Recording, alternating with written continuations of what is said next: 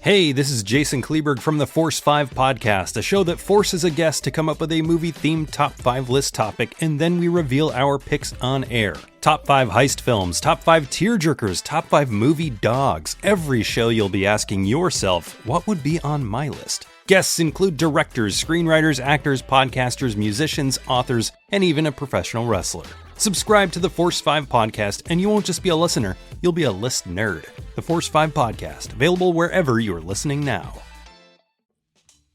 Do you love movies? So do I.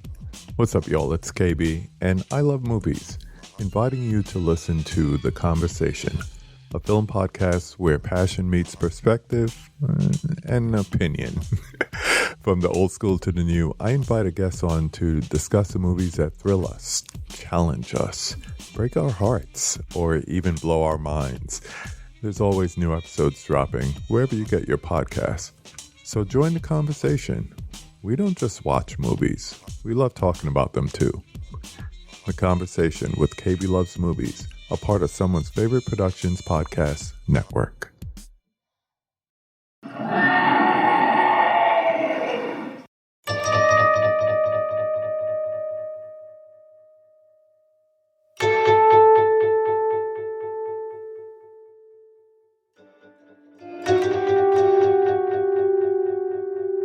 Welcome to Wake Up Heavy, my weird dad's weird podcast about weird movies.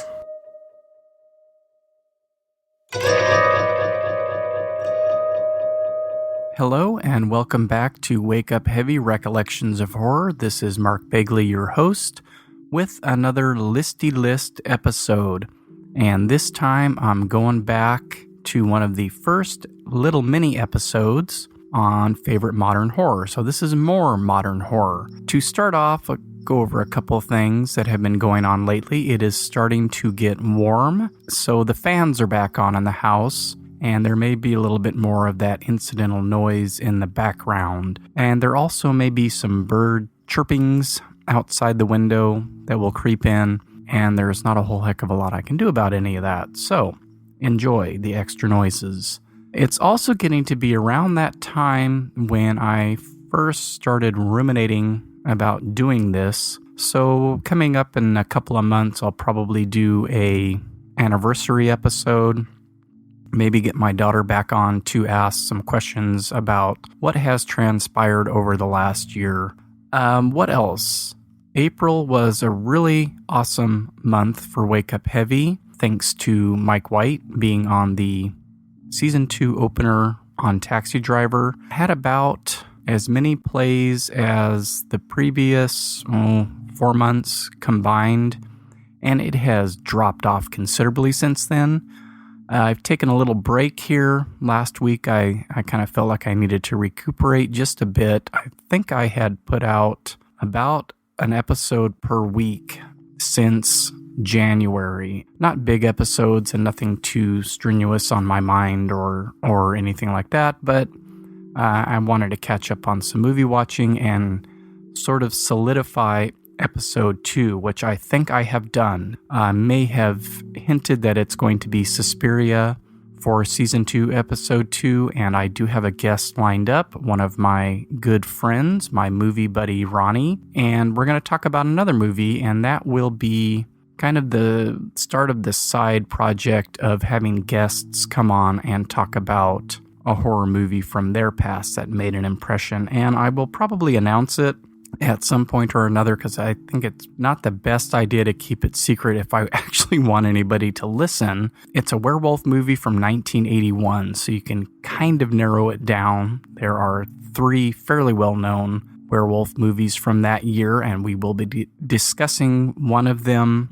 Actually, probably all 3 of them in certain regard, and other werewolf movies from the 80s as well might slip in there. Today I'm going to run through a list of more modern horror movies that I enjoy and have watched more than once. That's kind of my benchmark for successful horror films. And this time I compiled the list by date, so oldest running to most recent. The oldest movie is from 2005, if I'm not mistaken. I don't know if I delineated this in that first episode on modern horror, but I really just cut it off at about the year 2000. So 21st century horror, let's call it. Most of it on the list is from the last couple of years. And when I can, if I remember, if it's something that I've watched really recently, I will point you where it is streaming currently. And the rest of the movies, I keep plugging that justwatch.com. I know there are some other ones, but I didn't really like the interface of those. So I use Just Watch pretty exclusively for searching for movies.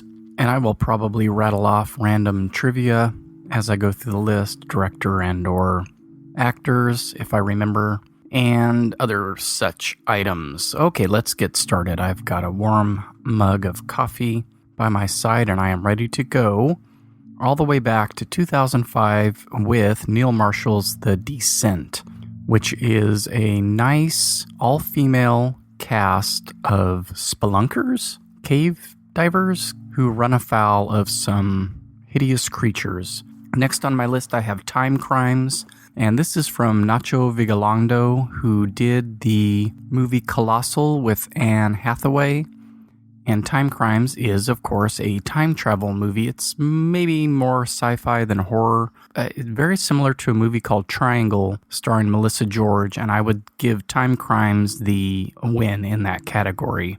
Next, I have Trick or Treat, a wonderful anthology all about Halloween, and the stories are kind of loosely connected throughout, and if I'm not mistaken, we jump back and forth between stories. It's been a while. I've been trying to watch that again for a while, and that's by Michael Dougherty, who also directed Krampus, the Krampus from 2015, and you got to be careful because there's a million Krampus movies out there, but this is the one with Toni Collette and Adam Scott.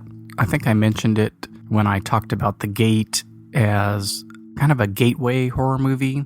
I'm pretty sure it's PG-13, but it gets pretty dark and it can be spooky. And we got ourselves a little horror icon out of Trick or Treat in the impish character Sam, who creates tons of mayhem and chaos in the movie and has a really interesting backstory and a great look. But all I can think about is how he's described on the Kim and Ket Stay Alive Maybe episode on Trick or Treat. Let's hear a little bit of that.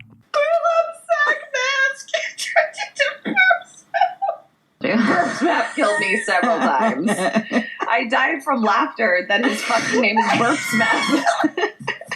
The cover of it, I think, is Little Burp Snap, but I hope it's like Little Baby Burp Snap. Little baby. So now Sam will always be known to me as Little Baby Burp Snap. Thank you, Kim and Ket.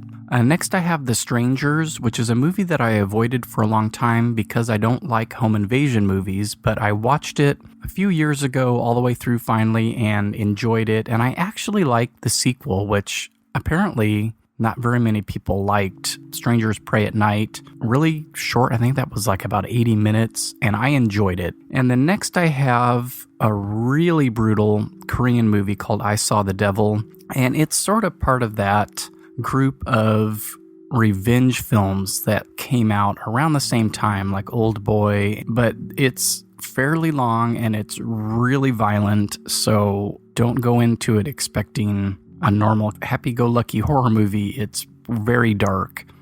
And the only other Korean film that I have on my list is The Wailing, which I think is currently playing on Netflix. A lot of those films, even as dark as they get, they inject a lot of humor, almost slapsticky type of humor, and it kind of runs through a lot of these Korean films. I Saw the Devil is rough, so take that recommendation with a grain of salt.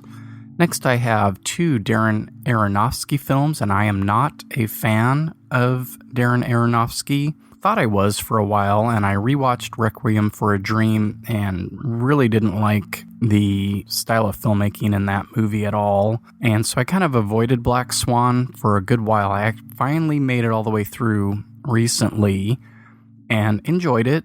And so I decided, well, what the heck, I'll go ahead and watch Mother. I had read a lot about it and knew kind of the basic idea for that, and I thought I wasn't going to like it at all, but I did, despite myself, even though it really ratcheted up my anxiety a great deal, just with the intrusion of their home. It's worth a watch. It's interesting if you look at it more as a treatise on the ego of an artist versus maybe the really blatant allegorical aspects of the film. Next, I have a British film called Attack the Block about a group of kids fighting really weird-looking aliens. Pretty fun, and it is from the director of the more recent movie, The Boy Who Would Be King, I think is the title, which has gotten a lot of good reviews.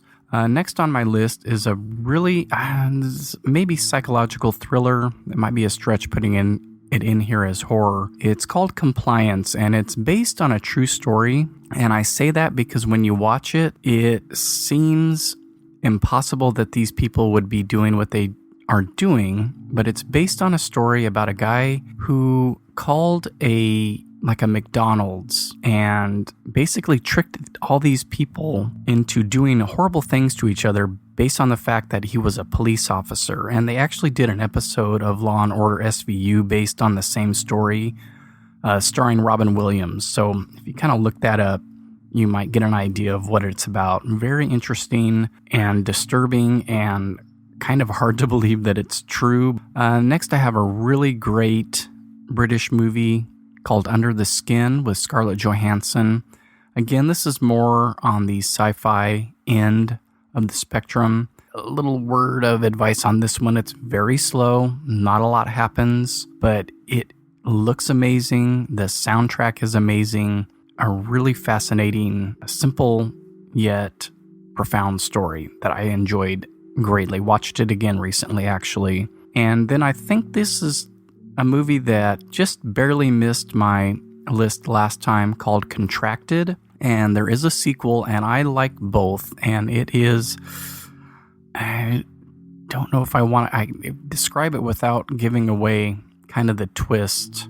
Well, they're both really gross body horror films, and the characters go through changes very similar to that of the lead in Starry Eyes.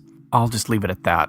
I put Wolf Cop on my list because I happened to catch it on the last drive-in Joe Bob Briggs show on Shudder. Had 2 weekends in a row where my wife was out for the evening and I got to catch that show, which I don't normally get to watch. Wolf Cop is, for me, one of the more successful horror comedies of recent years. And it's all about timing and editing, and the performances aren't outstanding or anything. The special effects are cheap but practical and pretty awesome, and it does it successfully. So I think there might be a couple other comedies on here as well. Generally speaking, it's the darker, weirder stuff. Speaking of dark and weird, the next movie on my list is Goodnight Mommy, which is from Austria, made by a pair of directors, which will become a running theme here real quickly. And they've got a new movie coming out called The Lodge, which is supposed to be really good. Goodnight Mommy reminded me a lot of a movie that actually just showed up on Shudder called The Other, and that's because it revolves around twins in both movies. And in Goodnight Mommy, these twins' mother has been in a horrible accident and her face is bandaged, and they believe that she has been replaced by a doppelganger. But the twin thing is sort of I don't want to spoil anything, but if you know The Other, then you kind of get the way that this was also filmed with real twins, but it almost seems like it's just one kid playing the twins. So anyway, that's enough. I probably confused everybody. But the next movie is from another pair of directors, Justin Benson and Aaron Moorhead, and it is called Spring. And they have put out 3 or 4 movies, and all of them are really, really interesting, low-budget films. There's Spring, and then there's Resolution, which I think actually came before Spring. Their most recent film called The Eternal, which is connected to Resolution in some ways. Spring is definitely my favorite of their movies. It is something like a Lovecraftian love story. And I will leave it at that. I have the invitation on my list because I left it out. I think I was still not quite sure it was one of my favorites when I did the first episode like this. But since I did a whole episode in the Women in Horror Month, I figured I better include it. And then I've got a trio of movies here from the team of Jeremy Saulnier and Macon Blair. Again, not really horror in the traditional sense for any of these, but going back to the first movie I saw by them, Blue Ruin, which is more of a revenge tale, very visceral. And Macon Blair stars in that. I think he may have co-wrote it. And then The Green Room is with Macon Blair again in a small role, and we've got Patrick Stewart as a skinhead up in the Pacific Northwest, and Anton Yelchin. Really, really brutal violence in that one. Then Macon Blair directed his own film, I Don't Feel at Home in This World Anymore, which I'm pretty sure is a Netflix exclusive, and it is a lot of fun. Again, real visceral violence, but a little more humorous than Green Room or Blue Ruin, and all three of those are worth a look for sure. Next, we have some heavy metal-inspired films. Deathgasm, about heavy metal dudes summoning demons on accident, kind of reminiscent of The Gate there. Again, this is one of those successful horror comedy films for me. And a more recent one from, I believe, Norway called Heavy Trip, which is a lot of fun. I believe Heavy Trip is streaming on Amazon Prime, and Deathgasm might be as well, but I think it's on Shudder too. And then I also have The Devil's Candy in there, which is laced throughout with metal music and stars one of my favorite character actors of all time, Pruitt Taylor Vince. Then I've got a couple of interesting, and I believe the director of these films is Turkish. There's Baskin from 2015, and then more recently, his movie called Housewife. I think I prefer Baskin over Housewife, but they're both worth a look. And I have got Split on here, M. Night Shyamalan's return to glory, in a sense, after some serious missteps for a while there. I have not seen Glass yet, so I can't speak to that. Split is decent. I've watched it a few times. I made my wife watch it, and I will probably watch it again. It is a tad better than The Visit, which I guess was technically his return to glory. That movie has some troubles, or at least I have some problems with it. And this is a mild recommendation. I was really psyched for this movie when I saw the trailer and heard about it. It played some festivals a couple years ago. It was described as Assault on Precinct 13 times The Thing, which are both John Carpenter movies, and you will get that feel. It's called The Void. I was really excited to see the practical effects work, but it's all obscured by shaky camera syndrome and flashing light syndrome, which just absolutely drives me crazy. If you're going to bother with the practical effects, then for God's sake, show them, no matter how bad they might possibly be. And then here is another film that kind of took me by surprise called The Eyes of My Mother. It's like not even 80 minutes long. It's really strange. Lots of stuff with eyeballs, though, if that freaks you out. So be warned. Next up is another movie I thought I wouldn't like because I don't care for this director's other films with Ryan Gosling, Nicholas Winding Refn. That doesn't sound right. Never mind. The Neon Demon, I actually really, really liked. I think Starry Eyes is a much better film than this as far as the selling your soul for fame type of story, but not bad, and I need to rewatch that one. And then we've got a little sleeper movie that popped up on Netflix that kept showing up as a recommendation. I knew nothing about it, called The Transfiguration, about a young inner city kid who may or may not be turning into a vampire. I think the girl that's in that is in a new movie called The Ranger, which is a Shudder exclusive, which I watched and was a little disappointed by. And next is one of those films that took me 2 or 3 watches to really get into, The Autopsy of Jane Doe, which again I think is on Netflix currently. Might be floating around somewhere else. Another short one, 80 minutes or less again. A really interesting premise. I think the acting rubbed me the wrong way the first time I watched it, but I have watched it again at least one other time, if not 2 more times. Next we have Better Watch Out, which is a Shudder exclusive, a Christmas horror movie with both of the kids from The Visit, and it's mean-spirited. There is a thread running throughout that's pretty nasty, but I enjoyed it. I haven't watched it again. Maybe this Christmas time I will. It's similar to a Netflix exclusive called The Babysitter, both kind of straddling that horror comedy line and both fairly mean-spirited with unlikable kids, which isn't totally my bag, but I enjoyed both of those. A Dark Song, which I believe is either Welsh or Irish, with Steve Oram, who was in a really great movie by Ben Wheatley called Sightseers. Really dark, really slow, sidling on the side of horror, but I found it very, very intriguing. I need to watch that one again. And then I think I briefly mentioned these 2 films during the Women in Horror Month, Revenge and Raw, both by female directors, both French, both available to stream currently. Revenge is on Shudder. It's a Shudder exclusive, fun, neon glow twist on the rape revenge story, and Raw is about cannibals. So, but both are good. Both are good. I think I mentioned this already, but everybody was walking out of Raw, throwing up, and blah blah blah. But it's not that bad. And then we've got a little dark, serial killer-ish type story here called Super Dark Times with Christopher Lloyd of Back to the Future fame in a small role.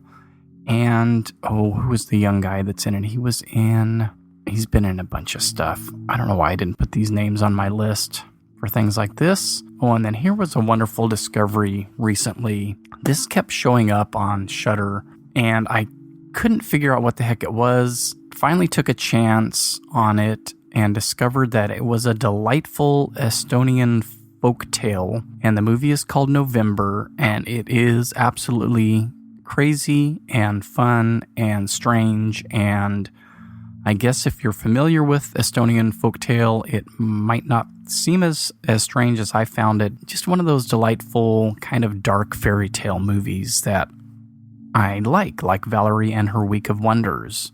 There are some creatures in this that will just absolutely blow your mind. Within the first 5 minutes of the film, I was just going, what in the fuck is that thing? Okay, we're almost done. Not too many left. We're in 2017 range right now.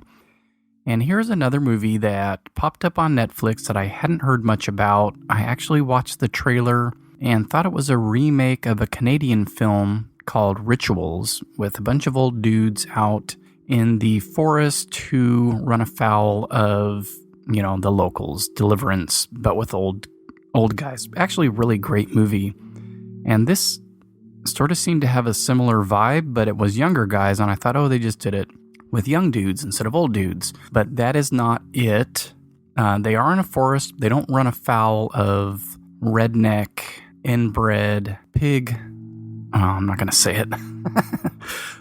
But they do run afoul of something. There is one of the most amazing creatures in this movie in recent horror that I can remember. Just absolutely awesome and creepy. Really good one. That is on Netflix. Go watch it. And next I have a little small kind of psychological thriller, or, well, not thriller, kind of a Polanski-esque film called Possum, which is currently streaming on Prime. Dark little, creepy, no jump scares. Well, maybe a couple.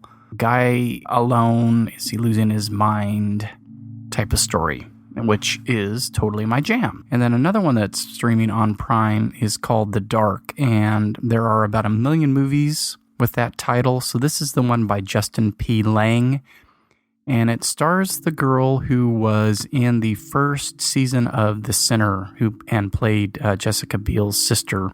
She is virtually unrecognizable in this, except in the flashbacks. So I don't want to give too much away on that. Very interesting. Oh, it's, not giving stuff away. Just check them out. And then here's a movie that I actually like that a lot of people don't, and it seems to be the other way. I see all this stuff, especially on Twitter these days, since I'm on there, follow a bunch of horror people, and they'll talk about something like Pyewacket, which I watched and was not impressed with. It's not a bad movie, it didn't click with me the way it did apparently with a lot of other people. This one did, though, and again, it seems like I'm alone in this, but it's a Shudder exclusive called The Summer of '84, and I think a lot of people are just done with the kind of Stranger Things deal, kids in the 80s on their bikes, biking around and getting into trouble. But I happen to enjoy this one, and it's by the guys that made Turbo Kid, which I'm not a big fan of. That was a very throwback, really gory sci-fi horror film. Again, really low budget, caught a lot of people's attention. And then they did this one, and everybody was like, oh, I'm done with that whole 80s thing. But I liked it. Next, we have a movie that is currently streaming on Hulu that I highly suggest. It is called Border, and I think it is Norwegian.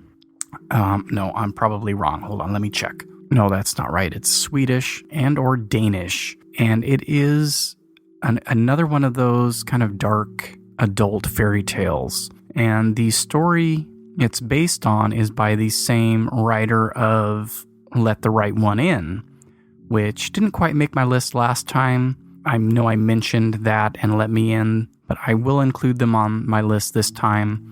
I like both of those movies. I do like the American remake. It does some things differently that I really like. I think the actors are great in both versions. There's some funky CGI in the original. A lot of people kind of poo-poo some of the stuff in the remake. But you've got Richard Jenkins in there, and actually I like his performance and his character much more in the remake. And I especially like his kind of failed attempts at acquiring victims, for the young vampire that he is beholden to. And actually, that reminds me of a movie that I didn't put on my list that my wife and I just watched with Richard Jenkins, The Shape of Water, which is absolutely amazing. And it does qualify as horror, and it is surprisingly R-rated. I was kind of shocked at some of the stuff that happened in the movie. I was expecting a little bit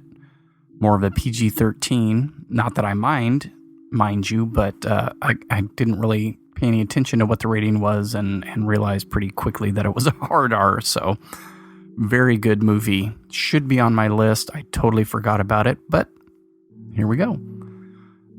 Next is another controversial remake that I just watched, and I watched with my wife, Suspiria.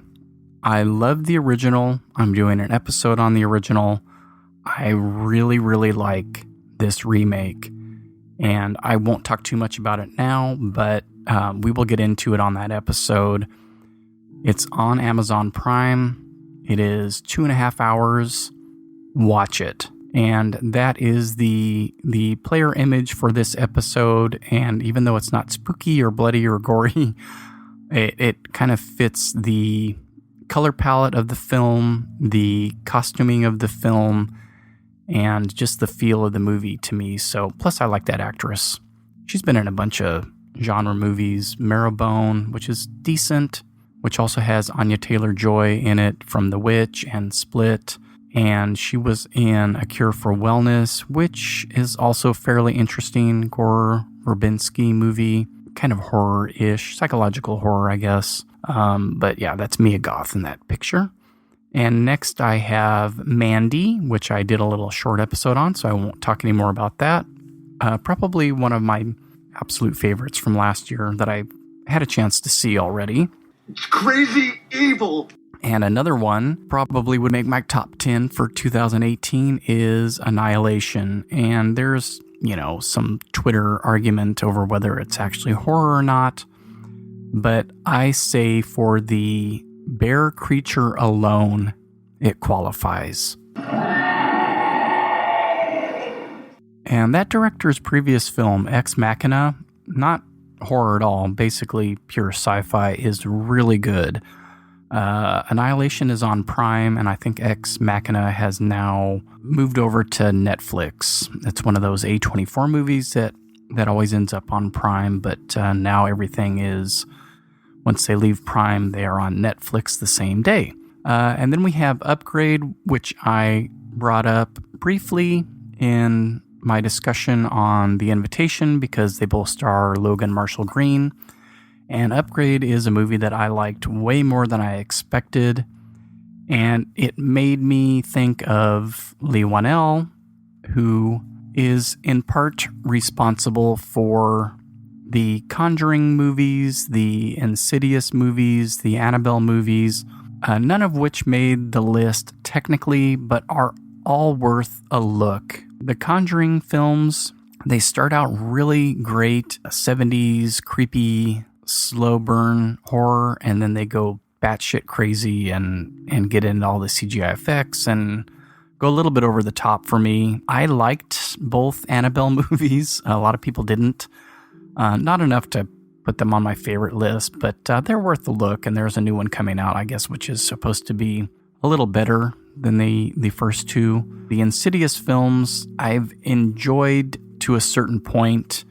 I think I've watched all 4 of them, actually. So, I mean, they're doing something right if I'm going back and watching all the sequels. Those are more, if you're a fan of Lin Shaye or something, watch those. And I need to make a correction. I have gotten my Whannells and Wans mixed up. They have partnered on a number of films. James Wan is actually responsible for the Conjuring films and therefore also responsible for the Annabelle films. And the horrific Nun, The Nun. Don't watch that one. All right. Okay. Really almost done here. A really great serial killer movie that just dropped on Hulu called The Clove Hitch Killer with Dylan McDermott. Yeah, it's not super rough, but it's, that subject is tough, but it is done really well.